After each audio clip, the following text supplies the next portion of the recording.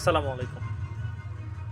ওসমান হাদিকে গুলি করা হয়েছে, এটা প্ল্যানিং করছে এবং যা কিনা 24-এর শক্তি বা 24-এর যে একটা শুভ উত্থান, সেখানে তার মূল শক্তি কাঠামো হিসেবে সে এক ধাপ এগিয়ে রয়েছে।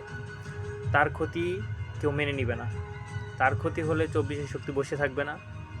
তার কিছু হলে কেউ শান্ত থাকবে না। 24-এর শক্তি এতটাই দুর্বল নয় যে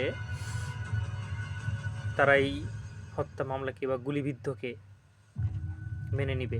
তারা সবসময় প্রস্তুত দেশের জন্য কাজ করতে, দেশের জন্য প্রাণ দিতে। আর বর্তমান যে ঘটনা ঘটছে হাদির সঙ্গে, এটা আমার আপনার সঙ্গে হতে পারে। সো সাবধান থাকবেন সবাই। আর দেশের কল্যাণমূলক কাজে বাধা আসবে, আর তার সাথেও এমনটাই ঘটছে যে সে সম্পূর্ণভাবে প্রস্তুত ছিল দেশকে এগিয়ে নিতে।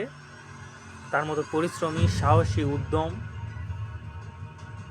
একাগ্রতা, সবাইকে নিয়ে এগিয়ে যাওয়া, সঠিক কথা, মূল উত্তর যা কিনা সে দিতে পারছে।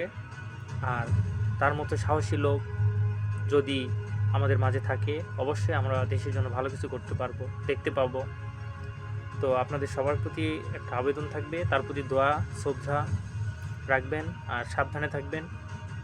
দেশের পরিস্থিতি খারাপ, ভালো থাকবেন, নিজের পরিবারটিকে লক্ষ্য রাখবেন, নিজে ভালো থাকবেন, রাস্তাঘাটে সাবধানে থাকবেন, ভালো থাকবেন। আল্লাহ হাফেজ।